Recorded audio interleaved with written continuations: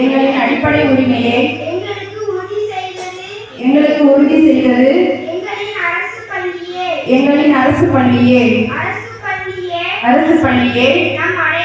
நம் அடையாளம். அதுவே விளக்கம். அனைவருக்கும் சமத்துவமான கல்வியை சமூக நீதியுடன் உறுதி செய்த அரசு பள்ளியின் வளர்ச்சி.